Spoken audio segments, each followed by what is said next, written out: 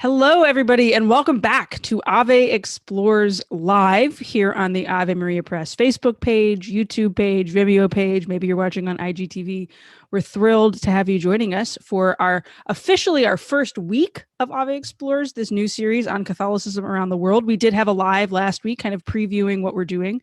We're so excited to have you joining with us. We're thrilled that you hopefully have subscribed to our emails, that you're listening to our podcast, that you are as invested as we are in this new topic on Catholicism around the world. And we're digging into what does the church look like across the map, from my own zip code in 70605 all the way to the corners of Canada, Australia, Samoa, India.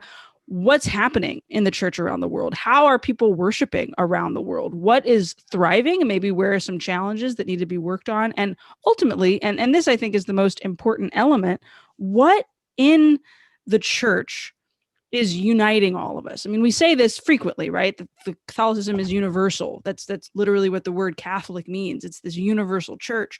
But in that universality, something really unique happens. We begin to see our particularity within the church. And I think that's a really beautiful element. And the conversations with somebody in Ireland, for example, about the church in Ireland, I might start to appreciate something different about the church that I hadn't appreciated before, and then grow to love my own home community. And a conversation with a particular challenge that the church might be facing, say in Canada, the conversation we're going to have today, I can maybe begin to identify some of the challenges that my own parish or my own community, my own diocese might be facing, and work to find a solution. So we're digging into this topic, Catholicism around the world globally, because we actually want to help people live a more personal, intimate, I'm going to use the word productive, although I don't mean like working productive, a more productive faith in their daily life. And today's conversation, I'm so thrilled. A priest that I've gotten to know through Twitter, I listened to his podcast. You've probably listened to it too, Clerically Speaking. Father Harrison Ayre comes to us from Canada. He'll be joining us in just a few moments. He is an author. His new book from Our Sunday Visitor, Finding Christ in the Crisis. I've heard nothing but wonderful things, kind of examining how we can approach and wander through this pandemic with purpose. His very popular podcast with Father Anthony Sciarappa, Clerically Speaking, which looks at the church from a variety of different angles from a unique perspective of two young pastors. And he is working on his doctorate currently. And when I asked him what he's writing on, he got very excited, which is a good sign, about the sacramental vision of the human person in Ratzinger's writings. So we are thrilled to be for him to be joining us on the show today. Father Harrison is going to start his video. He's going to join us on the stream. Father, thanks so much for joining us on Ave Explores Live. Thanks for having me, Kate. It's great to be here. It's great to finally kind of actually talk to you instead of like tweet with you or whatever. Yes, back and forth. This is real conversation. This is real conversation. This is as good as it's going to get in the times of the pandemic. You're always welcome to visit. So, Father, tell us a little bit about who you are, where you are, what you're doing, and maybe what you had for breakfast this morning. Well, for breakfast, all I had was a cup of coffee. Cheers, which is right? an important place to start for the day. I'm not a big breakfast person. I don't know. There's other things I could do in the morning, and I just usually eat a big lunch. But yeah, so I'm a priest of the Diocese of Victoria. I've been ordained now just over 6 years, and I am pastor in St. Peter's at Nanaimo. So that's one of our larger parishes in the diocese. And so for those who don't know, the Diocese of Victoria is on the west coast of BC. It's an island. It's a big island. It's a very large island. It takes about 8 hours to drive from the south to the north tip. And so it's actually quite an ancient, old diocese for the west of Canada. It used to cover the entirety of all the way down to Portland, all the way up to Alaska, and all across BC. So it was massive when we started. So we're an older diocese. So yeah, I've been a priest for 6 years. I got actually moved during the pandemic to this new parish here in Nanaimo over August. I'm also our vocations promoter for our diocese. And yeah, nice. So and I'm also like I would call like a revert to the faith. Like I had a kind of conversion in university that while I was in this diocese that brought me kind of back to faith, and then eventually to becoming a priest. So yeah. So you're not from there originally? No, I'm actually from near Vancouver. So not far away. All my family still lives on the mainland. But I moved here to go to university and kind of stuck around. Never left. It's if anyone's never been to Vancouver Island, it's pretty beautiful. It's the retirement capital of Canada because it's so beautiful. So is it your Florida? Essentially, yeah. Yeah. Because it's the warmest place in Canada during the winter, because we had snow last week, but it lasted 2 days, and that's it. That's probably the only snow we'll get all winter. Because it's 2021, I can say we had snow last week that lasted 2 days as well. Our town shut down. You probably, continued on with life. A little bit, although it's what's snow over here? Our climate is essentially Seattle's climate. Okay. So Pacific Northwest. Yeah. So Yeah. tell me a little bit about that conversion. You come here, you go there for university. How did Jesus capture your heart and lead you into the priesthood? So to try and do the Cliff Notes version is I didn't look for a place to live fast enough when I decided to come to UVic, and my grandma said, "Oh, I just read my church bulletin. A priest has a house, room and board, $550 a month near the university for Catholics who need a place to stay." And I'm like, "Really? Living with a priest at university? Really?" But I had no choice. I needed a place to stay. So I actually lived there for 2 years. And I actually never was confirmed when I was a kid, because my mom actually had polio. And so she was quite sick when we were growing up from post-polio complications. So we were never really raised in the faith, just baptized, and that was it. And so I lived with them for 2 years, got confirmed and everything, but didn't really have a conversion of heart. And actually after that second year, I stopped going to church pretty quickly. But then after that, I had a kind of conversion experience on January 8th, 2004, just out of nowhere. The Lord just kind of literally out of the blue inspired me to pray and to read scripture. And it was just a moment of intimacy with Jesus that turned everything around. So I went back to church very quickly, got to confession, and things kind of went going from there. Then I went to the priest who actually who I was living with beforehand, 2 months after the conversion. And I said, "Can I meet with you?" And I said to him, "Think I'm supposed to be a priest?" And he just started laughing. He did not expect me to say this ever. And it took a while. It took some ups and downs. I finished university. Then I worked at our cathedral as the office manager for 2.5 years. And even then I was like, but actually eventually what got me to go was I did this course in Poland called the Tertium Millennium Seminar, run by George Weigel. And then Father Richard John Newhouse, who passed away, and a few and others. And it was a very powerful experience of being in the footsteps of John Paul II there, and being with other seminarians who kind of said, "You have to go to seminary." And that was really kind of pushed me over the edge. And even seminary was kind of ups and downs. I almost didn't go back after my first year, but actually we do internship years at our seminary. And it was actually on my internship year that the Lord, I did some more reading on discernment and stuff, and just being in the parish, I was like, yeah, this is what the Lord's asking of me to do. And nice. The funny thing is, the Lord, he gives you that certainty, and then he throws a little, not a hurdle, but a little suffering along the way in a way. So because I was supposed to be ordained a deacon after the year afterwards, and my bishop actually, an older bishop, asked me to do a mission year. So I ended up doing a mission year with the Missionaries of Charity for a year in Gallup, New Mexico, and then in Pacifica near San Francisco. And that was actually quite amazing. And then I was ordained a deacon after that. So that's your connection to the sisters. I know you did a retreat for them a while ago, and I know a handful of priests that have a strong connection. I always wondered what it was with you in the missionaries. I literally lived and worked with them for a year. And so I know all the sisters in the Western province. That's beautiful. They're really amazing people. So you have seen the church in Poland. You have seen the church in the United States. You've seen the church in Australia. We talked about that before we went live. We actually had a podcast last week with Malcolm Hart from the Bishops' Conference there talking about the church in Australia. But you are a priest of the church in Canada. So tell us a little bit about, the church in Canada. What's it like? What are some of the challenges it's facing? What's working really well? And then maybe we'll dig into some of the differences that you've noticed between all those different places where you've studied, you've lived, you've worked. Sure. So the church in Canada is quite old in North America standards. I mean, Quebec it was New France. It was the place of really, in many ways, some of the first settlements. And so it's quite ancient in that way. I mean, Quebec is a very old diocese. If you want, the closest you can get to Europe in North America is to go to Quebec City. So the church is old in that regard, at least by North American standards. And it's really the fruit of the missionary work of the North American martyrs and the oblates and a lot of missionaries. Like, these people came to the frontiers to build this church up. I know of us, like when our diocese was founded, one priest to go up, it's about 45 minutes by car now north of Victoria. He paddled up in a canoe with nothing but a bag of flour and a tabernacle strapped to his back.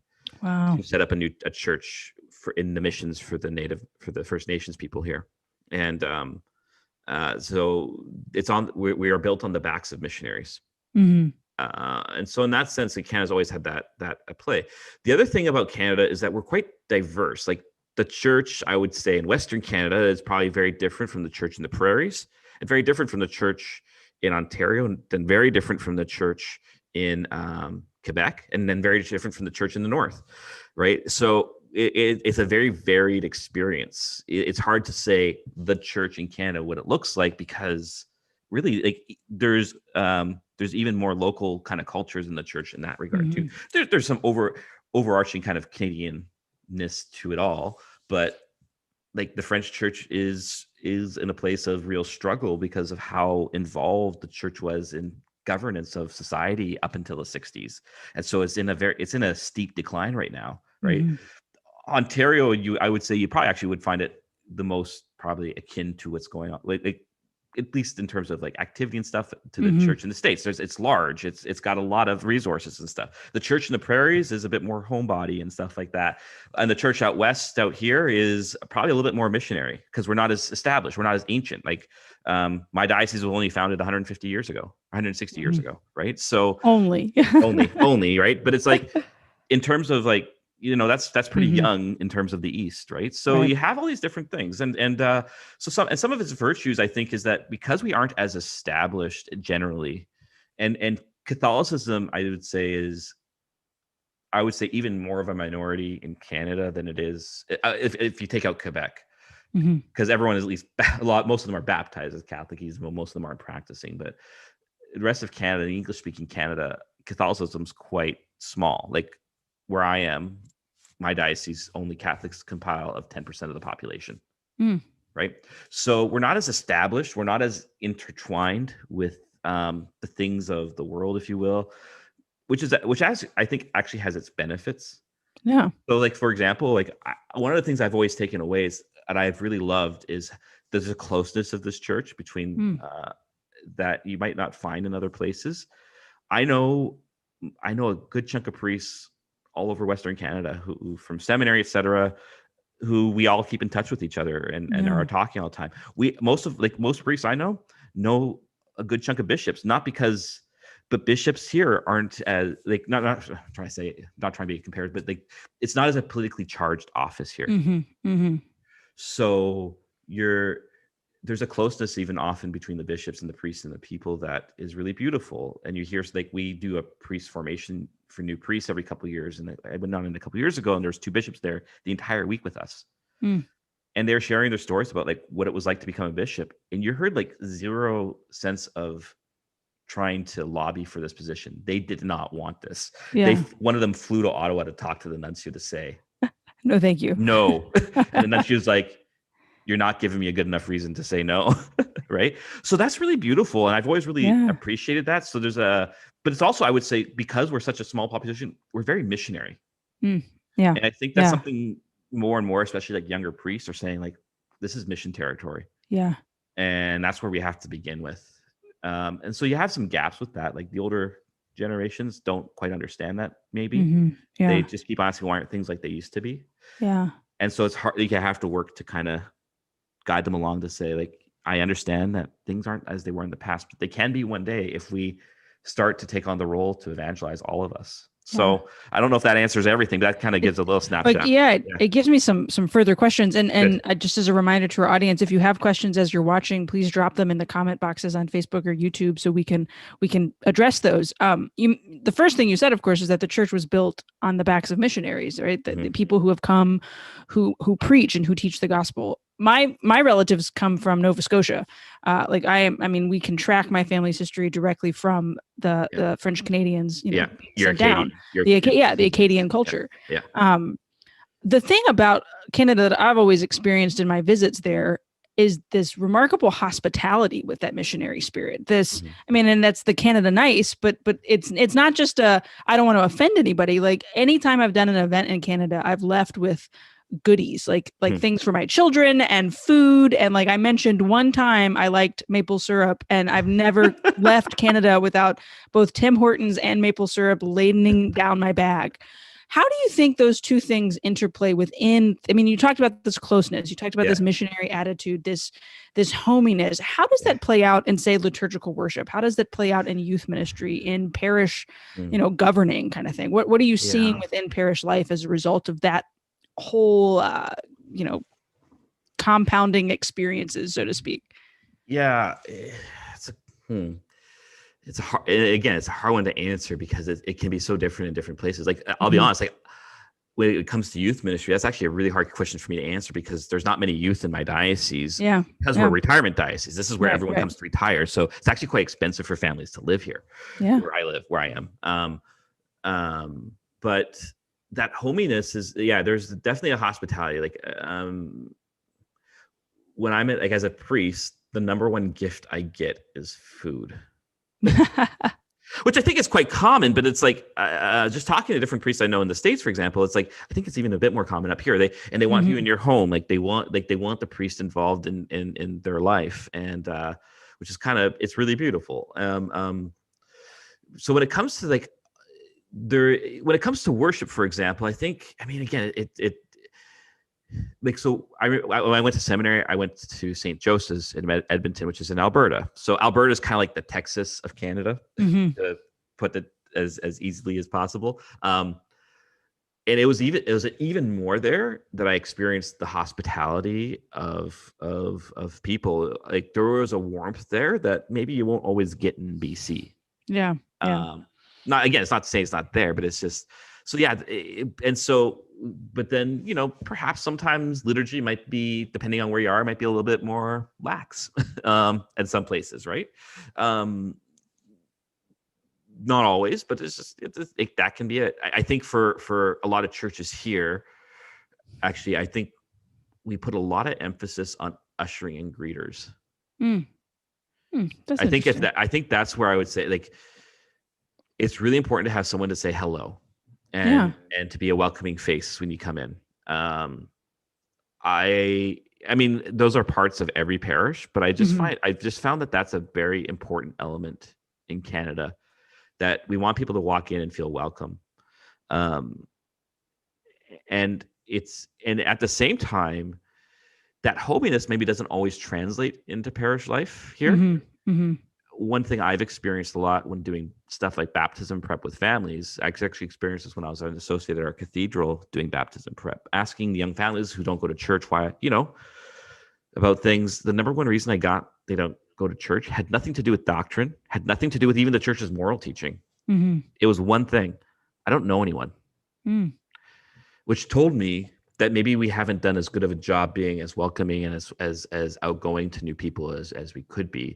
But it means thinking outside the liturgical context to do that, I think, too, because you're expecting them to walk into the door, and you have to actually invite them over to that. So you have to do other things to do that. So I think in that regard, we actually still need to grow in that regard as Catholics in Canada. And then when it comes to our, like, how she's even governed, the church is, like I said earlier, we're not as politically involved. We are, like, when there's serious moral issues, but also our voice doesn't carry as much weight. Yeah. So, for example, they just extended some of the measures on assisted suicide in Canada. And some of the bishops and cardinals were given a floor at the Senate to voice their objection. But it really often falls on deaf ears. Yeah. And so that's tough, but it's also, and so you would find maybe the bishops may don't speak up as much here, but it's not because we don't care, and it's not even that we don't think it's not important. We just think that perhaps there is a better use of energy sometimes if it's going to fall on deaf ears. Yeah. Right. Well, there is an interesting, that's one of the first events I ever did in Canada was in Edmonton.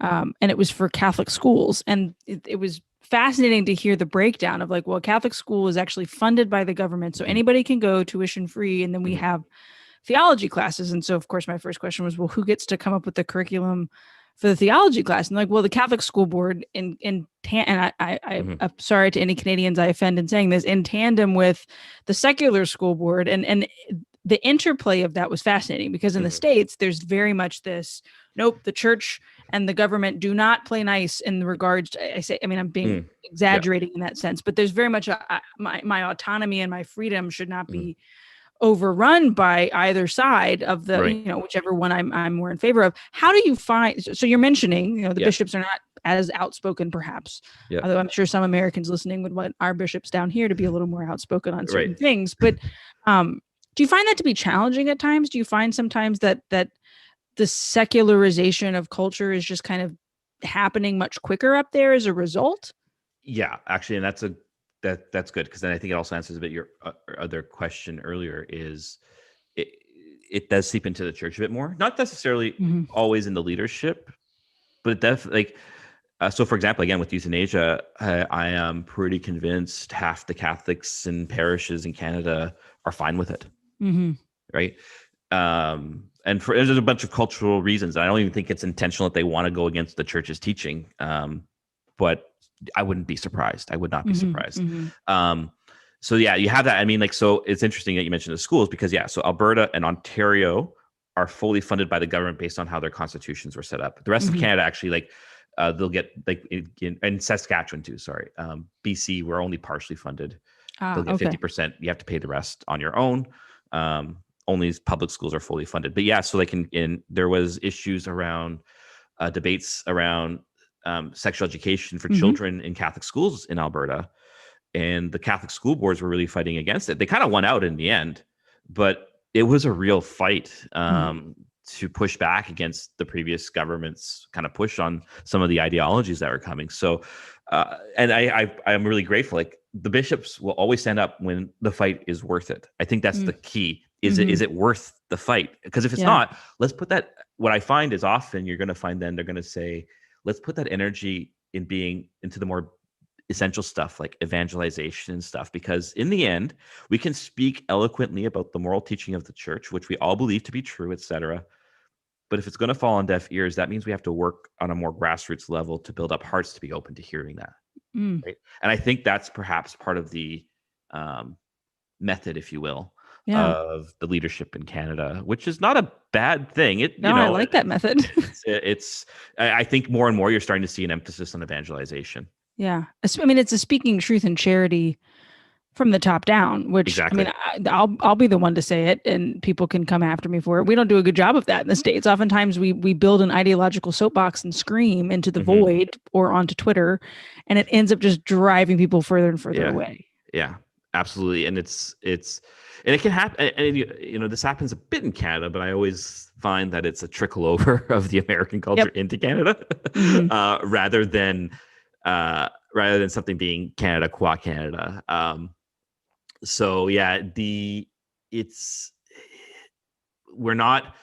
Canadians just aren't as politically involved. Like, politics have a play. They have a kind of a place. We are not as politically interested as Americans would be, as for an example. And so in a way, though, because that's the case, the church doesn't find herself aligned with any political party at all. And she doesn't really try, and none of the political parties seem to care to try to get our vote. That's fascinating, because that's a huge hot button issue here now. Exactly. They'll do little bits here and there, but they don't really care. And so honestly, though, that's kind of a good thing. Right. We're removed from that so that we can be more ourselves as a church. And so then the bishops don't get kind of pushed into a corner to be having to be of a political persuasion one way or the other. Yeah. They'll get usurped and used by the political process. So, because Canadians just don't care about politics. We only hear about our election for like 40 days because that's the amount of time the election run up goes for. We hear a little bit about it. Oh, there might be an election being called, but that's about it. Like, you don't have the 4-year news cycle about the next presidential election already. We just don't care. Yeah. Nor are there two very deeply seated parties that are constantly at each other's Right. throat. I mean, it wasn't always like that.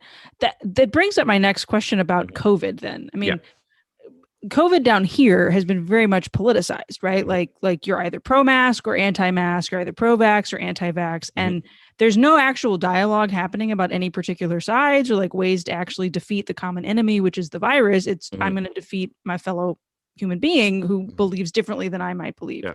whether for wrong or for right. And I know Canada's had pretty strict lockdowns, and you know, here in the States, the lockdowns have gone all the way to the Supreme Court to fight for religious freedom to be able to have our churches open. The argument being, if Walmart's open, I should be able to pray inside my church building. How have you seen the church in Canada handling this? And again, I mean, Canada's huge. So what's going on in Nova Scotia could be different than what's going on in BC. But how, in maybe your specific area, have y'all handled COVID? Have y'all been able to tackle some of the ministry disparities that are starting to pop up as a result? How have you been handling it personally? Oh man, do we have an hour? So I think we did everything everyone else did at the beginning, which was lockdown. Even if, and looking back, I'm like, we actually didn't have to. The policies from the government and were that we could have actually still had 50 people, but I think no one knew what was going on at the beginning. Right, unknown. Right, and so we kind of reopened again safely. Our province had a restriction of up to 50 people in a space for anything that was classified as an event, and that included religious services. So we kind of, we grumbled a little bit, but it's like, why can't it be a percentage? But we in the end, I was just happy to have mass. It meant more work for the priests. Like in my parish right now with the 50-person max, I have to have 5 masses on the weekend. Oh my gosh! And I can't. Well, that's the amount I'm allowed to do canonically at a limit, and I still can't fit everyone in. Wow. So everyone gets one guaranteed mass a week when we're open. We're not open right now. So yeah, we were open, and then November came and a spike was happening, and so all gatherings were canceled. That included religious gatherings. And initially, for example, myself, I said, this is a good thing. We need to do our part. If it was a choice between keeping our churches open and someone like paying the bills so they could keep a roof over their head, like I was meditating on something from Isaiah about this, like the justice of the Lord says we gotta, people need to feed each other and to feed themselves. And so this, if it's for a few weeks, this isn't a bad thing. The problem now is honestly, it's been going on for 3.5 months now. The church has been closed. And so as a single person, I'll be bubbled with one household. And I have some friends in town. So we went out for dinner for the first time in forever last week. And there were like 100 people in the restaurant. One table wasn't even 6 feet away. There's just a plexiglass. And I know how airflow works. That's not protecting us. Right. And that's where I got a little frustrated. I'm like, okay, yeah, this isn't fair. And I think more and more like there's push, but there's also other things at play. I've heard from like our bishop. I'm really grateful because I'm in a small diocese. I pretty much almost talk to my bishop every week. He sometimes just calls us to say, hey, how's it going? Which is a good bishop thing to do. It's a good bishop thing to do. We're also small enough that he can do that. But it's there's other things at play besides just COVID behind all of this. So I do know that there's that at play, but there is a more and more of a push. The church did not sue the government, but some Christian churches have, and that's actually going to the BC Supreme Court in March. Because actually, honestly, I'm like, if this restaurant can have 100 people and it's smaller than my church, and I've been here for an hour and a half, why can't people come to mass for 45 minutes safely? Absolutely safely. Like I have been the biggest promoter of safety, of reason, and all this, because I think it's important. And I thought initially, I'm like, yes, if absolutely, but we've done other things, so I keep my church open for people to drop in to pray. And it's tough when you're a pastor; you don't know what to do. No one. I have no pandemic experience. Right. We're all brand new at this. Plus, I'm in a new parish, so I don't know anyone, and I haven't been able to get to know anyone because I'm in the pandemic. So it's like, so you grapple. And I'll be honest, like I shared this on Twitter. Like I got into a depression at the end of December and January dealing with this. Like it was just because it sucks. This sucks. We all want isolating. Isolating. Never felt loneliness, which I'm grateful, but it's like isolating is the word I've been using. Yeah. And but so we've been doing that. We've been we just started last week like a drive-in mass where we're just doing live streaming every day, but then people watch on their phones and then or tablets, and then I'll do drive-through communion afterwards. Nice. And those who are watching at home drive in afterwards. So that's starting to grow. Doing some online content, obviously. when I was in my last parish, we actually strapped a monstrance onto the back of a truck. Yeah, we did that down here. Yeah, and I drove to everyone's houses. That's and wonderful. they adored the Lord for a minute from their lawn, right? And it was really beautiful. So you found these different ways, but at the same, and then the other question, maybe more broadly, is it has not been as politically charged here. Yeah. Again, there has been some of the trickle of those debates up here, but it's just like it really isn't that as big of a thing here. Most people are ready for vaccines. Most people. I've had one parishioner insist on not wearing a mask when they want to come in to pray. Just the one. Just the one, right? I'm sure there might be others, but they're not just being vocal about it. So you don't have that confrontation that you would maybe in the States. Well, and that's kind of leads me to my last question. And again, a reminder to the audience, if anybody has a question, please, go ahead and send it to us and Father will tackle it. But you've spent time in the States, both personally and professionally. You have this podcast with an American priest. You've got lots of friends across the country, and we all want you to visit again when it's, safe and legal and the pandemic is over. I need my Chick-fil-A. Yeah, Chick-fil-A is waiting for you. I'm sure the Last family is more than happy to have you stay with them again. Exactly. But so in observing the American church and the Canadian church, what do you think is maybe the universal thread, the thing that besides like sacraments and Jesus, but like the thing that is most common between the two, and maybe even the thing that is most different? The political charging thing, of course, I think would be a common answer there. But what have you observed about those two? And then maybe offer some Canadian nice advice to us to be better down here in the States. So the common thread is, I think, just more or less we share a similar culture, even though we all know, like when you get more local, like, Lake Charles is very different than Seattle culturally, right? We all know this, but we share largely a North American Western framework. Yeah. And so I think that, like, culturally, intellectually, et cetera, that's a common thread that we can actually all unite around, understanding, like, that's the starting point of what we have to engage with for evangelization, et cetera. And so actually, I think there can be more broader evangelical efforts by the Church of North America together, because I think we more or less speak the same language, if you will, the same cultural language. And that actually, I think, can be a great uniting factor. And I don't know if we've appreciated that enough yet. So that's the differences. I'm going to go a little different. I want to do maybe some positive differences. This is the thing I took away from living in the States for a year, that I never really appreciated. Americans are incredibly generous people. That's nice to hear. Like, I am amazed at how much people give in their parishes down there. Giving is not perhaps as strong a suit up here in Canada, which is, because I know we may pay a bit higher taxes, but really in the end, like, most of our expenses are about the same, actually. So I was like just amazed at especially like the financial generosity of Americans to their parishes, to different projects. They find something they believe in, they give money to it, and they give it willingly and without thought. And I was really impressed by that. It's always put in my mind, is this possible up here? Not because we want more money, just to have more money, but it's like, think of the things you can do, right? Yeah, right. Whether we like it or not, you need money to do things, right? I think it's really important that the church doesn't just pay secretaries cheaper just because it's a church. You should be giving the same wage that they would get in an office space at a business, right? I'm really a big believer in that. And I'm also a big believer in saying to parishioners, listen, we're hiring this person, we need them, and I need you to give more to do it, because what would you want to get paid if you had this job? Right. So I find, like, maybe on that little, like, so I actually find the money talk or giving is actually a bit of a challenge in Canada. And it was just something, I don't know, I just walked away, I'm like, oh my gosh, like, every time I go down to the States, I'm just amazed. I mean, I always get a lot of Chick-fil-A sauce. Like, you're talking about maple syrup and Tim Hortons coffee. Like, I get Chick-fil-A sauce.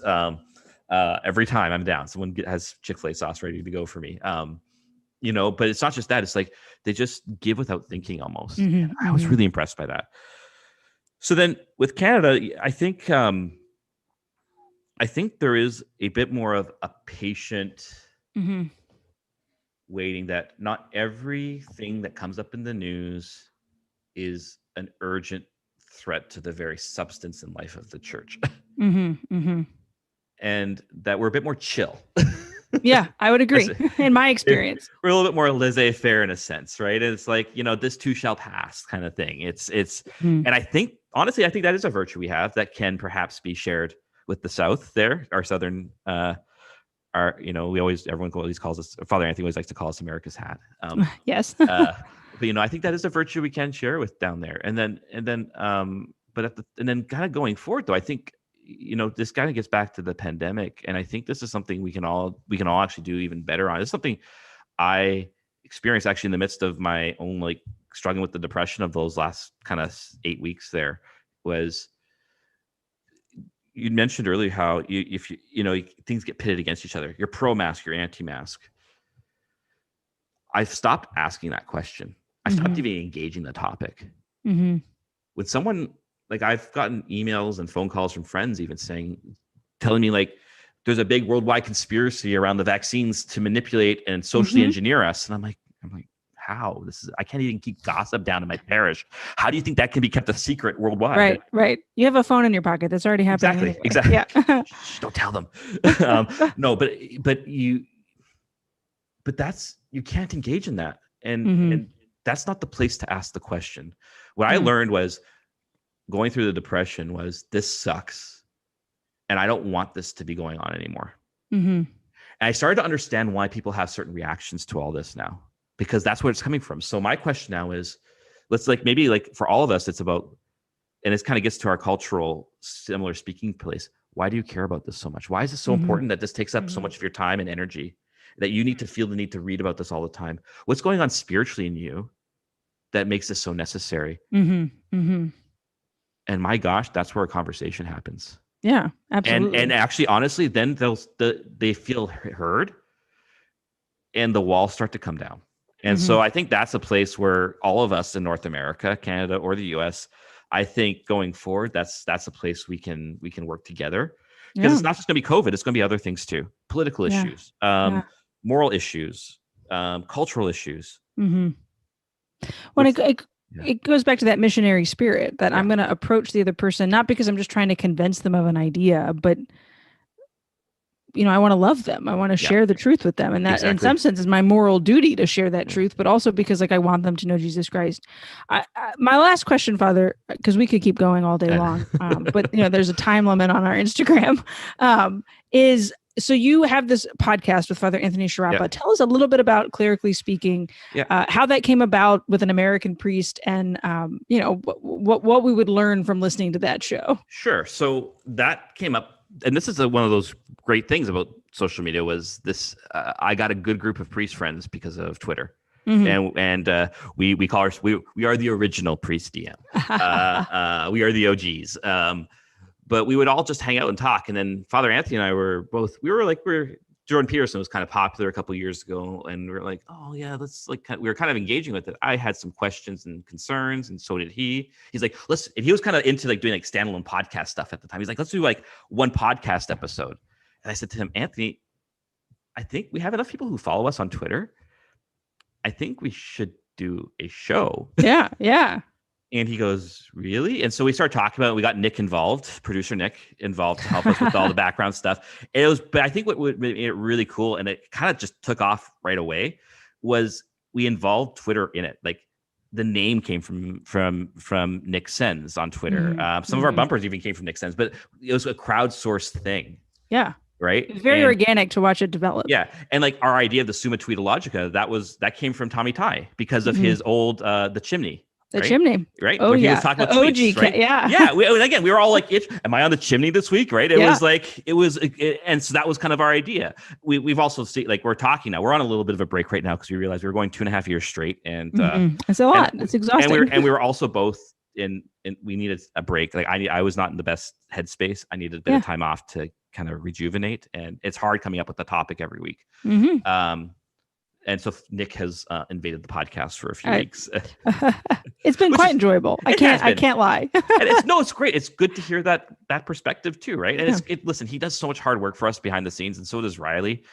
And so it's weird because it's just, this is just an idea we had in the DM that just kind of took off, and we've really enjoyed it, but it's also grown beyond Twitter now. And so I'm talking, I'm saying to Father Anthony, maybe the Summa sometimes, and let's think about something else now, because our audience is not just Twitter anymore. Yeah. For those who might not know what we're saying when we say Summa Tweetologica, they literally sing a song and chant and then read tweets and talk about them. You should definitely go check out the podcast for sure to learn about that more. Yeah. So it's been a lot of fun, and I'm looking forward to I'm feeling better. I think. Good. Breaking here, I think it'll be soon. I haven't talked to Father Anthony about that yet, but on my end, at least, I'm like, okay, I think you heard it here first, folks. I'm ready to get back going. It's coming back. Yeah. I got to take the reins back from Nick. I am a fan. I have told many a young seminarian, in fact, Claire's godfather, I told him, and he listened to the whole backlog of episodes and texted me. He was like, I kind of know those guys, right? Father Anthony and I have hung out in Arizona before. And so anyway, I'm grateful for your show. I'm grateful for the perspective that the two of you bring.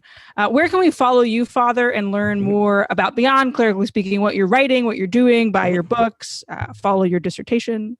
Yeah. So, I'm just kind of getting back into Twitter again. So I'm on Twitter at FR Harrison, and the podcast Clerically Speaking. And I think, those are the two main places you can find me. I mean, if you really, really want to, although I always encourage stay local if you need to, when you should. But, we stream our masses and stuff on St. Peter's and Imo's YouTube page. So that's also up there as well. Nice. Those are probably the three places you can find me. And Finding Christ in the Crisis, which has been doing really well. Parishes have been getting them in bulk, because the idea is we wanted to offer a little pastoral advice in this time. Just I'm out there. I'm getting back out there. Well, I'm glad that we kind of helped the revival / the debut. Thank you so much for your time, Father, for your insights on the church. We're so grateful. Thanks for having me. This has been great.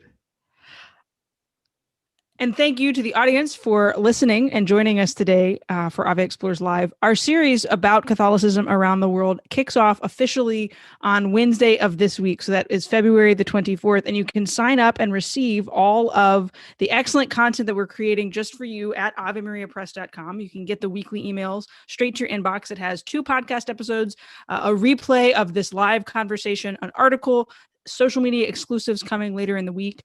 We're basically looking, like we've said, through the map. So we're looking at the globe. Tomorrow, the first week, we're talking about the Americas. What does the church look like in Canada? The conversation we just had in North America. What's the comparison between the church in Mexico and the church in the United States of America? We have a great conversation with Brenda Noriega, a young woman who immigrated to the United States and whose faith came alive when she got to the States. How did that happen? What did she learn? We have a conversation with J.D. Flynn this week about literally what's going on in the American church and why is there so much, like Father mentioned, infighting and politically charged conversations at the time.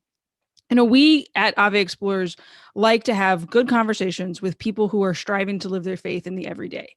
And hopefully the people who are listening and who are watching and who are subscribing grow in their faith as a result of those conversations, real conversations with real people really living their faith. So we'd love it if you'd go to AveMariaPress.com, sign up, get those emails, subscribe to the podcast, share this live conversation that's happening on our Facebook, our YouTube, and our IGTV so that more people can hear the excellent things that our guests have to say every week. Again, we're so excited to explore all of this with you, and we hope that you join us. Next week for Ave Explores Live, we have a special guest, Father Rob Galea, from Malta, lives in Australia, pre-pandemic, travels the world, preaching and speaking and sharing worship music, creating coursework for students in Australia. An incredible guy. I've had the chance to work with him a handful of times in person, and I've always just really loved his perspective on things. So we'll be welcoming Father Rob to the show next week live here on Ave Maria Press's Facebook, YouTube, Vimeo, and IGTV. We hope you join us 12 noon on Tuesday.